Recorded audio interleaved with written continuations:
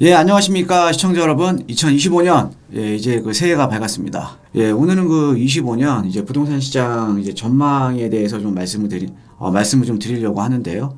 최근에 이제 여쭤보시는 게, 작년에 이제 시장이 상당히 좀 좋았을 때, 그죠? 4월 달부터 이제 본격적으로 반등을 하면서 8, 9월 달에 이제 피크를 이제 정점을 찍었잖아요. 근데 그 당시에 좀 고점에 이제 매입하시는 분들이, 내가 너무 좀 고점에 매입한 거 아니냐. 그래서 좀 걱정이 된다. 이런 상담들을 많이 하시거든요. 그런데, 25년, 새해에도요, 부동산 가격 그렇게 크게 걱정하지 않으셔도 될 것 같습니다.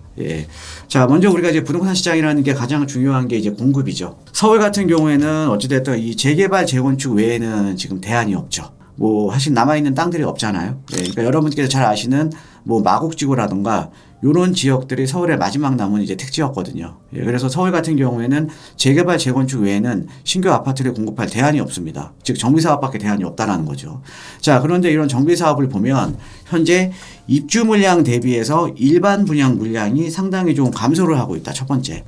그 다음에 이제 두 번째로 지금 정비 사업은 상당히 지금 활성화를 시키고 있죠. 뭐 재개발, 재건축이라던가 뭐 이런 것들 뭐 규제 완화하면서 정비 사업이 가능한 어떻게 보면 지역들은 많이 늘었지만 사실은 사업하기가 상당히 어렵습니다. 그래서 최근에 보면 이제 정책 일의 불확성이 상당히 좀 증가를 했다라는 점, 그러니까 이런 것들이 좀 있다라는 거죠. 그래서 하나하나 좀 세세하게 말씀을 드리면요, 자 이런 거죠. 내년에는 좀 입주 물량이 상당히 많습니다. 근데 내년 이후에는요, 입주 물량 완전히 지금 드라마틱하게 감소합니다. 물량이 뭐 거의 안 나온다라는 거죠. 그래서 2만 한 3, 4천 가구 올해 입주 물량이 있었는데, 근데 25년에는 내년 같은 경우는 약 한 3만 6천 가구가 이제 공급이 되거든요. 근데 연마다 한 4만 6천 가구 정도의 입주 물량이 좀 필요한데, 이게 이제 26년도부터는 상당히 많이 이제 감소를 이제 하고 있다라는 점. 자, 그 다음에 여기는 또 허수가 있죠. 아까 제가 말씀드렸듯이 재개발, 재건축이라는 거는 뭐예요? 조합원들이 가져가고 남는 물량을 일반인들한테 이제 분양을 하는 거잖아요. 그러면 사실적으로 우리가 또 입주 물량하고 일반인들이 분양을 받을 수 있는 물량하고는 또 별개의 문제라는 거죠. 그래서 한번 내년도 약 한 3만 6천 가구 정도 되는 입주 물량 중에서 일반인들한테 지금 분양된 물량들이 얼마냐를 한번 이제 비교를 해보면요. 내년에 여러분들 잘 아시는 그 이문 희경 뉴타운 있죠? 서울에서는 최대 규모의 아파트들이 입주가 시작이 됩니다. 그 중에서도 이제 가장 큰 게 지금 이제 이문 아이파크, 예전에 그 이문 3구역이었거든요. 뭐 총 세대수 어마어마합니다. 4,300가구.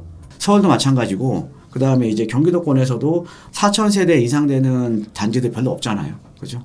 거기다가 이제 또 이문 레미안 라그란테. 얘가 이제 예전에 그 이문 1구역이 이제 뉴타운으로 개발이 되면서 내년에 이제 요런 물량들이 이문 시경 뉴타운 쪽에 대거 입주를 한다는 거죠. 자, 그런데 여기서 한번 살펴보면요. 25년도에 입주하는 이문 아이파크 같은 경우에는 총 세대수가 4,300가구입니다. 이 중에서도 일반인들한테 분양한 물량들이 얼마냐면 1,467가구예요. 33%밖에 안 된다라는 거죠.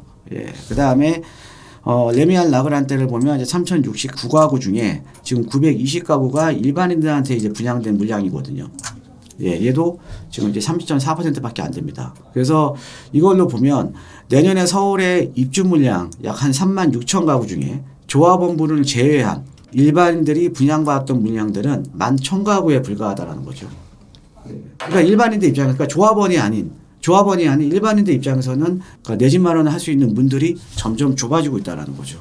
근데 이건 앞으로 더욱더 심화될 가능성이 상당히 높습니다.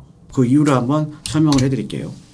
재개발, 재건축의 일반 분양 물량들이 점점 자연적으로 감소할 수밖에 없다. 자, 이런 거죠.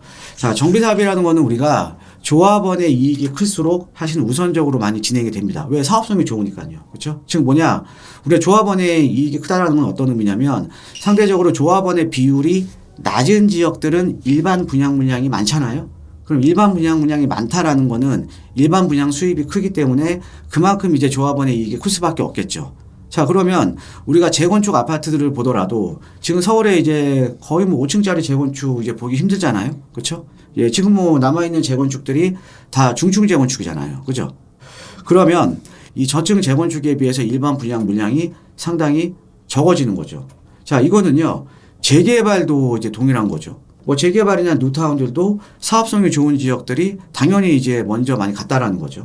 예. 그러다 보니까 우리가 이제 예를 들어서 이제 모아타운 같은 경우가 뭡니까? 예. 모아타운 같은 경우가 서울에 이제 대규모로 뉴타운이라던가 아니면 재개발을 이제 많이 하다 보니까 이제 큰 땅들이 없는 거예요. 예. 큰 땅들이 없으니까 지금 이제 모아타운 같은 경우에는 소규모 재개발 방식, 즉 짜투리 땅을 개발하려고 나온 게 모아타운이거든요. 근데 이 모아타운 같은 경우는 또 노후도 요건도 많이 완화를 시켜줬어요. 20년 57%로. 자, 우리가 재개발 지역에서 노후도 요건이 완화가 됐다라는 의미는 어떤 거냐면 상대적으로 우리가 단독 다가구 주택 비율보다는 공동주택 비율, 즉 다세대 주택 비율이 상당히 높다라는 거죠. 자, 빌라 비율이 높다라는 거는 조합원 비율이 상대적으로 아주 높은 거거든요. 그러니까 우리가 모아타운 같은 경우에는 소규모 재개발 방식에 상대적으로 일반 분양분이 많이 나올 수 없는 구조입니다. 일반인들한테 줄 수 있는 물량들이 점점 시간이 가면 갈수록 줄어들 수밖에 없는 이제 구조라는 거죠. 예, 이렇게 좀 보시면 될 것 같고요. 자, 그 다음에 이제 이런 거죠. 예, 재개발 재건축 지금 상당히 뭐 정부도 그렇고 서울시도 그렇고 적극적으로 좀 밀어주고 있습니다. 예, 뭐 이제 절차도 간소화 시켜주고요. 노후도 요건도 많이 완화를 해주고 있고요. 사업성이 안 나오는 지역들은 뭐 이제 사업 보정 개수를 좀 올려주면서 그 다음에 용적률도 또 상향을 시켜주고 있고요. 정비 사업을 활성화시키려고 많은 부분을 지금 완화하고 이제 관소화시켜주고 있거든요. 자, 거기에다가 좀 이런 게 있죠. 예전에는 우리가 이제 서울의 정비 사업 방식이요. 그러니까 탑다운 방식이었습니다. 탑다운 방식. 자, 어떤 거냐면 과거에는 우리가 서울에 노후된 데도 많고 또 이제 강북 구도심도 재개발할 때가 많았어요. 예, 그러다 보니까 과거에는 정비 사업을 할 때가 서울시에 많다 보니까 어떻게 해야 돼요? 물량들을 조절을 해야겠죠. 자, 그럼 물량들을 그럼 조절을 해야 되니까 서울시에서 이제 주거환경 정비 기본계획이라던가 이런 것들을 통해서 물량들을 조절을 했다라는 거죠. 했었는데 지금 와서 보면요. 지금 와서 보면 사실은 많은 지역들이 재건축도 됐고요. 그다음에 많은 지역들이 재개발 뉴타운이 되다 보니까 아까 말씀드렸듯이 지금 없어서 지금 짜투리 땅 개발하려고 모아타운까지 지금 나온 거 아닙니까? 지금은 예전같이 탑다운 방식으로 재개발 재건축을 할 수가 없다라는 거죠. 그래서 여러분들 잘 아시는 지금은 재건축이라던가 재개발 방식의 사업인 모아타운, 역세권, 그 다음에 우리가 신속통합계획 이런 사업들이 어떻게 진행이 되냐면요. 주민 제한 방식으로 됩니다. 그러니까 주민들이 제한하면 된다는 거죠. 자, 그래서 지금의 재개발 재건축 방식은 예전에 탑다운 방식에서 지금 이제 버텀업 방식으로 완전히 바뀐 겁니다. 자, 그러면 주민 제한 방식이다 보니까 최근에 2, 3년 동안 그 재개발 방식의 사업지도 상당히 많이 지정이 됐잖아요. 일반적으로는 우리가 이렇게 대상지가 확대가 되면 재개발이라던가 재건축을 통한 공급이 좀 증가를 할 수가 있다. 라고 생각들을 하시잖아요. 그죠? 자, 그런데 그렇지가 않다는 거죠. 왜 그러냐? 공사비가 너무 많이 올라버렸어요. 그러니까 사업비가 증가하면 조합원들이 분담해야 되는 추가 분담금이 당연히 늘어나겠죠. 즉 우리가 재개발 재건축의 대상지가 확대된 것만큼 공급이 증가하는 게 아니라 추가 분담금에 대한 부담이 가능한 지역만 정비사업이 진행이 될 수밖에 없기 때문에 정비사업 자체도 상당히 좀 양극화가 될 수밖에 없다. 즉 대상지는 확대시켜줬지만 갈 수 있는 지역은 정해져 있다. 예, 이렇게 이제 보시면 될 것 같고요. 서울에 당연히 뭐 양질의 일자리도 있고요. 네, 그 다음에 모든 인프라가 갖춰져 있으니까 뭐 서울에 집을 사기를 많은 분들이 원하겠죠. 자, 그런데 서울이 아니더라도 우리가 서울 외곽 지역에 뭐 신도시 같은 경우를 많이 공급을 한 거 아닙니까? 그렇죠? 자, 그런데 이 윤석열 정부에서 그러니까 지금 현 정부에서도 이런 목적으로 그린벨트 해제해주고 아파트 대규모 공급. 자, 그리고 이제 여러분들 잘 아시는 얼마 전에도 이제 선도지구 발표됐죠. 1기 신도시 재건축을 통한 이제 아파트 공급. 그죠? 그래서 노후계획도시 특발법. 그 다음에 이제 서울 도심의 재개발 재건축을 더욱더 활성화시켜주기 위한 재개발 재건축 촉진을 위한 특례법. 이런 것들이 지금 현 정부의 대표적인 이제 부동산 정책이었거든요. 그런데 이런 이제 대표적인 이제 부동산 정책들이 지금 이제 동력을 상실할 가능성이 상당히 높아졌다라는 거죠.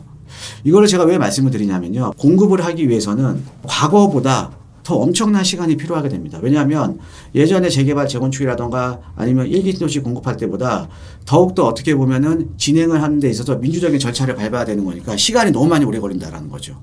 그런데 지금 이런 것들 시간도 더 오래 걸리는데 야심차게 추진했던 정책들이 지금 뭐 한 2, 3년 동안 추진했던 정책들이 지금 못 갈 가능성이 지금 상당히 높아진 거 아닙니까?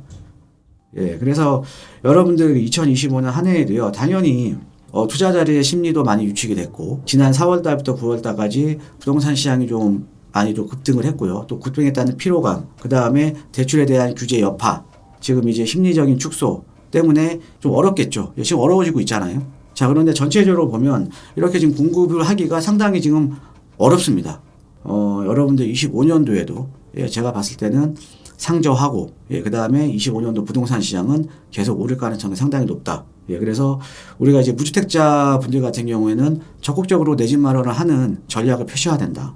뭐 시드머니가 작으신 분들 같은 경우에도 서울에 아까 말씀드렸듯이 재개발 재건축 할 수밖에 없잖아요. 그런데 아까 제가 양극화를 말씀을 드렸죠. 될 놈만 간다. 그러면 될 지역에 내가 미리 선점해서 좀 소액으로 묻어놓으면 시세 차익과 내 집 마련이라는 두 마리 토끼를 잡을 수 있지 않을까. 이렇게 좀 전망을 해봅니다. 그래서 여러분들 25년 한 해 부동산 시장 전망에 대해서 좀 간단하게 말씀을 드렸고요. 25년 한 해에도 건강하시고 행복이 깃드시기를 진심으로 기원하겠습니다. 감사합니다.